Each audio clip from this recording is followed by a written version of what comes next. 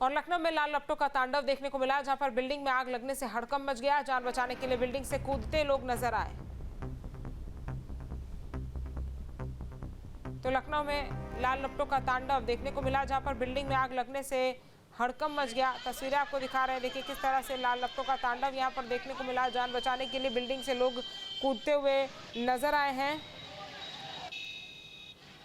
तो लखनऊ से ये तस्वीर आपको दिखा रहे हैं, जहां पर भीषण आग लग गई और बिल्डिंग में आग लगने से हड़कंप मच गया। हड़कंप मचने के बाद वहां से जो लोग हैं वो भागते हुए और बिल्डिंग से कूदते हुए नजर आए। जो समय बिल्डिंग के अंदर मौजूद थे, भीषण आग यहां पर लगी। आपको तस्वीरें दिखा रहे हैं, लाल लपटों का तांडव देखने को मिला है। अभी हालांकि आग लगने के कारण स्पष्ट नहीं हुए हैं, लेकिन आप आग की लपटों को देखकर समझ सकते हैं कि कितनी भीषण आग यहाँ पर लगी होगी, क्योंकि ये पूरा मार्केट एरिया है, ओपन एरिया है जहाँ पर यह आग लगी है। और आसपास के जो लोग हैं वो वहाँ से भागते हुए, और जो लोग वहाँ बिल्डिंग के अंदर मौजूद थे वो वहाँ से कूदते हुए दिखाई दिए। निखिल हमारे संवाददाता ज्यादा जानकारी के साथ जुड़ गए। निखिल, कहाँ पर यह आग लगी है और क्या वजह फिलहाल बताई जा रही है, और क्या सभी लोग सुरक्षित हैं या कोई अंदर फंसा हुआ है? कई लोग इस मामले में घायल हुए हैं। ये है इसके पीछे कि लोग जो है वो जैसे ही लोगों की जानकारी हुई कि आग लग गई है और अंदर धुआं भरने लगा कोचिंग में, तो लोग बाहर घूमने लगे हैं। ये माना जा रहा है कि कई छात्र ऐसे हैं जिन्होंने बाहर छलांग लगा दी, इस वजह से वो घायल हो गए हैं। कई एम्बुलेंस की गाड़ियां, उसके साथ फायर ब्रिगेड की गाड़ियां मौके पर पहुंची हुई है। आग को बुझाने की कोशिश की जा रही है। आग चूंकि कोचिंग सेंटर के बाहरी सतह पर लगी हुई है और बाहरी सतह से अंदर की तरफ जा रही है, लिहाजा ये माना जा रहा है कि जो लोग अंदर कोचिंग सेंटर में थे उनको निकलने का कोई रास्ता नहीं मिला, वो वहां से निकलने में सफल नहीं हुए। लिहाजा उन्होंने आसपास की बिल्डिंगों में या बाहर की तरफ कूदने की कोशिश की, जिसके दौरान वो घायल हो गए। एम्बुलेंस भी मौके पर पहुंच गई, उन्हें हॉस्पिटल शिफ्ट किया जा रहा है। पुलिस के आला अधिकारी भी मौके पर पहुंचे हैं। फायर फाइटिंग की टीम भी मौके पर पहुंच गई है। डीआरएफ की टीम को भी इस बात की जानकारी दे दी गई है, वो भी मौके पर पहुंच रही है।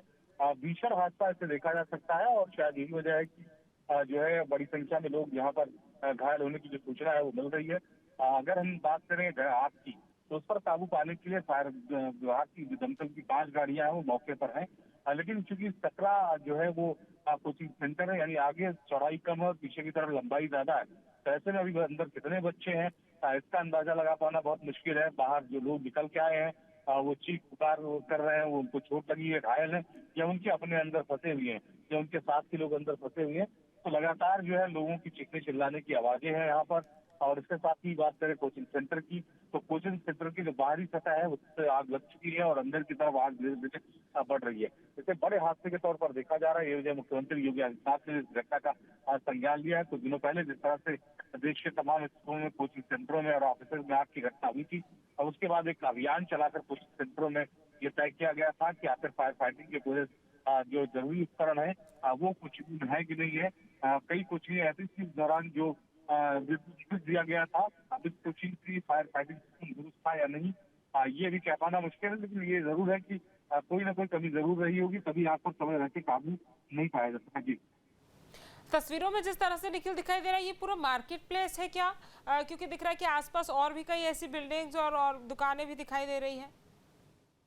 तो देखिए आसपास जो उस कोचिंग सेंटर है उसके अगल बगल उस कॉम्प्लेक्स में भी कई दुकानें हैं और यही माना जा रहा है कि वो भी सब धीरे धीरे आग की चपेट में आ रही है। यही वजह है कि जो दमकल की गाड़ियां हैं उन्हें ज्यादा संख्या में मौके पर बुलाया गया है। फायर ब्रिगेड के जो कर्मी हैं उन्हें बड़ी संख्या में बुलाया गया है, ताकि आसपास घटना को रोका जा सके, आगे आग को बढ़ने से रोका जा सके। लेकिन उससे बड़ी चुनौती ये है कि अगर अंदर बच्चे फंसे हैं तो उन्हें बाहर निकाला जाए। कई बच्चे जो घायल हैं उनका तेजी के साथ इलाज किया जाए, उनको अस्पताल पहुंचाया जाए। अगर हम बात करें हॉस्पिटल की, तो आसपास जो हॉस्पिटल है वहां पर जो बच्चे हैं उनको डाइवर्ट किया गया, तो उन बच्चों को जो है जो घायल बच्चे हैं उनको आसपास अस्पतालों में भेजा गया है, वहां पर उनका ट्रीटमेंट शुरू किया जा रहा है। तो ये बड़ी घटना के तौर पर आज लखनऊ की देखा जा सकता है। जैसा मैंने बताया कुछ दिनों पहले विशेष अभियान चलाकर कोचिंगों में जो फायर फाइटिंग सिस्टम है उसकी निगरानी, उसकी जांच पड़ताल की गई थी। उसके बाद इस तरह के अगर हादसे होते हैं तो ये सवाल जो है कोचिंग संचालक के साथ ही फायर फाइटिंग जो एनओसी देने वाले वो जिम्मेदार लोग हैं के ऊपर भी जो है तो उन्हें भी इस बात के लिए उतना ही दोषी माना जाएगा जितना इस तरह के सक्रिय इलाकों में कोचिंग सेंटर चलाने वाले लोग हैं। हालांकि कोचिंग जो सेंटर है वो बाहर की तरफ बना हुआ है, यानी रोड पर बना हुआ चौड़ी सड़क मानी जा रही है। लेकिन जो इंतजाम होने चाहिए आग से बचने के, शायद वो नहीं थे। तो अभी जो घटना है वो बेहद ही गंभीर है और जो आला अधिकारी है लखनऊ के, वो भी मौके पर पहुंच रहे हैं। बहुत ही हृदय विदारक घटना इसे माना जा सकता है, क्योंकि कई बच्चे गंभीर रूप से घायल हो गए हैं ऊपर से कूद के। तो उनको अस्पतालों में भर्ती कराने की जो प्रक्रिया है वो चल रही है। उनको एम्बुलेंस के माध्यम से भेजा जा रहा है। 20 एम्बुलेंस जो आसपास के इलाकों में थी, उन्हें वहां पर जो है पहुंचने के लिए कहा गया और 2 दर्जन के आसपास मान लीजिए एम्बुलेंस वहां पहुंच भी चुकी है। तो एक बड़ी घटना, जैसा मैं बार बार कह रहा हूँ कि बड़ी घटना है और इस घटना ने कई ऐसे सवाल भी खड़े किए देखिए हैं। अभी हाल फिलहाल में दिल्ली में भी इसी तरह की घटना हुई थी, जब कई लोग फंसे थे और कई लोग जल गए थे। यही घटना अब यहाँ पर भी सामने आई है लखनऊ में। आखिर क्या वजह रही है कि जब इतनी बड़ी बड़ी बिल्डिंगें बनती हैं, जब इतने लोगों की मौजूदगी होती है, तो फिर लापरवाही क्यों होती है? और सवाल फिर उठते हैं कि जो वहाँ का प्रशासन है या फिर नगर निगम नगर पालिका की बात कीजिए, वो लोग क्या करते हैं? क्योंकि ये सारी चीजें उनके अंडर आती है। जब ये सारी बिल्डिंग्स बनती हैं तो तमाम चीजों का ध्यान रखा जाना चाहिए। फायर सेफ्टी और फायर इक्विपमेंट्स मौजूद होने चाहिए। लापरवाही के कारण कितनी जानें हम इस तरह से असुरक्षित देखेंगे। देखिए, बहुत दुख होता है जब इस तरह की घटनाएं होती हैं और सवाल उन सिस्टम पर भी उठता है जो सिस्टम बाकायदे ऐसे कोचिंग संस्थानों को एनओसी देता है या बिना एनओसी के संचालित होते देता है। ये बड़ा जो है गंभीर विषय हर बार बनता है और कोई पहली घटना नहीं है। इससे पहले भी कई घटनाएं इस तरह से हो चुकी हैं। आखिर सिस्टम कितना करप्ट हो गया है कि इस तरह से कोचिंग जो सेंटर है वो चल रहे हैं। तो सवाल, जैसा मैं शुरू से कह रहा हूँ, क्या ऐसे सिस्टम पर भी उठता है जो इस तरह की जो कोचिंग सेंटर है उन्हें एनओसी देता है या बिना एनओसी के वो संचालित हो रहे हैं। तो ये जो है बड़ा गंभीर विषय है और इसी तरह के जो करप्ट सिस्टम है उसी की वजह से इस तरह से जाने जाती है। मासूम बच्चे अपने करियर बनाने, अपने भविष्य को संवारने इन कोचिंगों में पहुंचते हैं और उसके बाद बड़े हादसे का शिकार हो जाते हैं। इनके पेरेंट्स अपने जो खून की गाड़ी कमाई, इनकी जो अपनी गाड़ी कमाई होती है खून पसीने की, वो लगाकर इनको अच्छी शिक्षा के लिए लखनऊ जैसे शहर में, जैसे एक बड़ा शहर माना जाता है उत्तर प्रदेश में, तो वहां भेजते हैं और उसके बाद वो इस तरह के सिस्टमों में फंस जाते हैं और सिस्टमों में फंस के जो है अपनी जान गंवा बैठते हैं।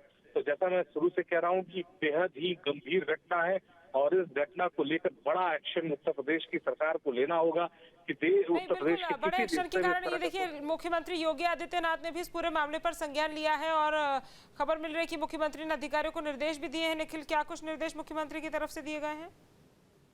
मुख्यमंत्री ने पूरी घटना का संज्ञान लिया और उन्होंने साफ कहा है कि जैसे ही इस पूरी घटना की जानकारी उन्हें मिली है, उन्होंने कहा कि इस मामले में तुरंत जो है वो आला अधिकारी मौके पर पहुंचे और जो भी जिम्मेदार हैं उनके खिलाफ सख्त एक्शन हो। जो भी लोग घायल हैं उन्हें अस्पतालों में बेहतर इलाज मिल सके, उनके लिए व्यवस्थाएं की जाए और इसके साथ ही अगर हम बात करें तो उनको किसी तरह की कोई तकलीफ न हो, इसका ध्यान रखा जाए। अभी मुख्यमंत्री ने अफसरों को तत्काल पहुंचने के निर्देश दिए।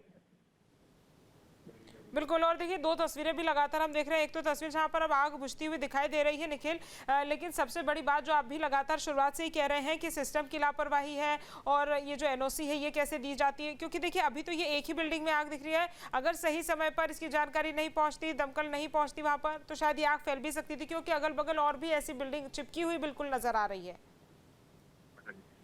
बिल्कुल बेहद गंभीर विषय है और यही वजह है कि आला अफसरों के साथ जो आसपास के जिम्मेदार लोग हैं उनको मौके पर पहुंचने के निर्देश दिए गए हैं। मौके पर पहुंचकर वो जो है इस घटना के पीछे जो भी लोग हैं उनके दोषियों की पहचान करें। उसके साथ ही जो है ये भी तय करें कि इस तरह की घटनाओं को रुका जाए। हालांकि उससे पहले सबसे प्राथमिक विषय ये है कि उनका जो ट्रीटमेंट है वहाँ पर जो छात्र घायल है उनका समय रहते ट्रीटमेंट शुरू किया जाए, उनको बेहतर चिकित्सा व्यवस्था मिले। और जो मेरा ये मानना है कि आसपास के जो प्रभारी मंत्री है लखनऊ जनपद के, उनको भी वहां पहुंचने के निर्देश दिए गए हैं। थोड़ी देर में उप मुख्यमंत्री ब्रजेश पाठक भी मौके पर पहुंच रहे हैं और जो घटना है उसके पीछे कारणों को समझने की कोशिश कर रहे हैं। बेहद गंभीर विषय है। इस तरह के विषय में, इस तरह के समय में जब हर तरफ इस तरह की घटनाएं पहले ही हो चुकी हैं, दिल्ली में इतना बड़ा लॉस लोगों को झेलना पड़ा, इतनी बड़ी जाने गई, और ऐसे स्थिति में अगर लखनऊ में भी इस तरह की घटनाएं हो रही हैं, इस तरह की स्थिति है, तो ये बेहद गंभीर विषय है।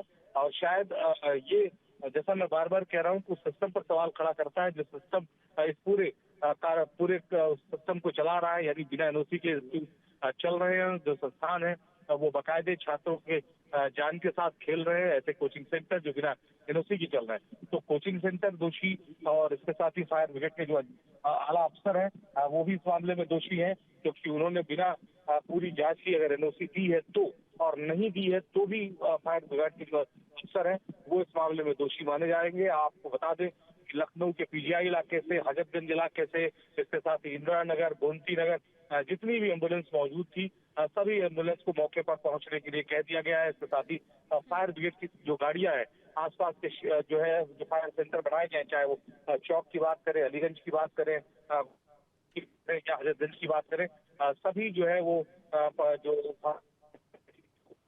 उनकी मौके पर पहुंचने के लिए कहा गया है। निखिल, आप बने रहिए, लौटूंगे आपके पास। तो देखिए यहाँ पर जिस तरह से आग लगी है, तस्वीरें आपको दिखा रहे हैं। आग लगने के बाद अब दमकल की टीम वहां पर पहुंची है, आग को बुझा लिया गया है और मुख्यमंत्री योगी आदित्यनाथ ने भी इस पूरे मामले का संज्ञान ले लिया है।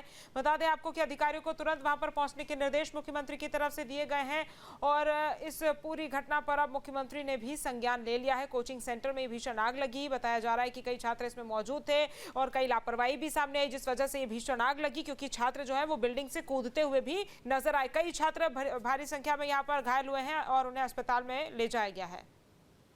ये नीचे पेट स्टोर था और ऊपर कुछ लाइब्रेरी या कंप्यूटर कोर्स का कुछ वो था। जब हम लोग यहाँ पे आए तो धुआं निकल रहा था। उसके बाद से हम लोग लगातार पुलिस वाले सबको कॉल कर रहे थे कि आप आ जाइए और कुछ लोगों को तो हमने बचाया, तार से 5-6 लोगों को, 1 लड़की और 5 लड़का। बट आग लगने के बाद फिर एक आदमी ऊपर से सीधा नीचे कूदा, जिससे उसकी वजह से रीढ़ की हड्डी टूट गई और उसके दोनों पैर में चोट लगा। फिर उसके बाद 15 मिनट तक कोई नहीं आया। पुलिस वाले आए, इधर उधर राउंड मारे, उन्होंने फिर फोन किया, क्या किया, उसके बाद आए। तब तक आग पूरी लग चुकी थी और अंदर कम से कम 4 से 5 लोग या उससे ज्यादा भी है और मुझे तो नहीं लगता वो बच पाए होंगे। 10-12 लोग बता रहे हैं, स्थानीय लोग बता रहे हैं कि हाँ इसमें फंसे हुए हैं। जी अभी बहुत देख ही रहे आपके सामने जो स्थिति है। अभी इसके बाद आकलन करने के बाद ही हम कुछ बता पाएंगे। अभी इसके अंदर हल ही नहीं पाया है, इतनी आग लगी है, भयावह स्थिति है। जैसे हमको लगेगा हमारे पास हाइड्रोलिक प्लेटफॉर्म लगी हुई है, हमारे FSO साहब भी लगे हुए हैं जो स्वतः जो है यहाँ पे कार्रवाई कर रहे हैं। निखिल लगातार हमारे साथ जुड़े हुए हैं। निखिल, जिस तरह से खबर में ये जो आज प्रत्यक्षदर्शी उनका कहना है कि कुछ लोग जो हैं वो ऊपर से नीचे भी कूदे, तो क्या इमरजेंसी एग्जिट भी वहां पर मौजूद नहीं था? किसी तरह की कोई वहां पर सेफ्टी इक्विपमेंट के अलावा अगर बात की जाए इमरजेंसी एग्जिट की, क्योंकि जब इतनी बड़ी बिल्डिंग बनती है तो इमरजेंसी एग्जिट्स भी बनाए जाते हैं, क्या वो भी वहां पर मौजूद नहीं थे? देखिए निश्चित तौर पर इमरजेंसी एग्जिट नहीं था, तभी शायद इस तरह की घटना हुई। और अगर मैं घटना की बात करूं तो अभी मुख्यमंत्री आवास से तुरंत डिप्टी सीएम ब्रजेश पाठक और निकले हुए हैं और वो जो है घटनास्थल पर पहुंच रहे हैं। और इसके साथ ही अगर मैं बात करूं तो फायर ब्रिगेड की कई गाड़ियां जहां हम हजरतगंज से जो फायर ब्रिगेड का जो स्टेशन है वहां से मौके के लिए जा रही रवाना है। रास्ते में गाड़ियां हैं, पूरा ग्रीन कॉरिडोर बनाया गया है कि गाड़ियों को वहां तक पहुंचने में किसी तरीके के ना हो। आम ट्रैफिक को डाइवर्ट किया गया है कि गाड़ियां तत्काल मौके पर पहुंचे, राहत बचाव कार्य और तेजी के साथ चलाया जाए। फायर ब्रिगेड की टीम पहले से मौके पर मौजूद है, लेकिन इसे और गति देने के लिए इस तरह के प्रयास किए जा रहे हैं। जहां तक घटना की बात है, घटना निश्चित तौर पर जो फायर फाइटिंग के जो इंतजाम होने चाहिए वो नहीं थे, नाकाफी थे। शायद तभी इस तरह से बच्चों की जान जोखिम में पड़ी। और इसके साथ ही अगर हम बात करें जो बच्चे हैं वो वहां से छलांग उन्होंने लगाई, तो अगर फायर एग्जिट होता तो बच्चे आसानी से बाहर निकल सकते थे। और यही एक वजह रही कि बच्चे अंदर फंसे और उसके बाद उन्होंने अपनी जान बचाने की कोशिश की होगी और नीचे की तरफ छलांग लगाई होगी, जिससे वो घायल हो गए होंगे। मौके की बात करें तो मौके में बड़ी संख्या में जो फायर ब्रिगेड की टीम है, आसपास के स्थानीय लोग हैं, आसपास की जो थाने की फोर्स है वो पहुंच चुकी है। जो आला अधिकारी हैं वो भी कुछ ही मिनटों में माना जा रहा है कि मौके पर पहुंच जाएंगे। और इसके साथ ही मुख्यमंत्री योगी आदित्यनाथ ने इस पूरे मामले का संज्ञान लिया और पूरे मामले का संज्ञान यानी कि मुख्यमंत्री ने लिया और तमाम अधिकारियों को मौके पर पहुंचने के निर्देश दिए गए हैं। तस्वीरें और जानकारी हम तक पहुंचाने के लिए आपका बहुत धन्यवाद निखिल। आपके मोबाइल पर तुरंत आएगी ब्रेकिंग न्यूज, स्क्रीन पर सबसे पहले दिखेगी बड़ी खबर, देश दुनिया की हर खबर एक जगह। अब आपके मोबाइल पर तुरंत फटाफट इंस्टॉल कीजिए न्यूज़ नेशन ऐप और रखिए खुद को अपडेट।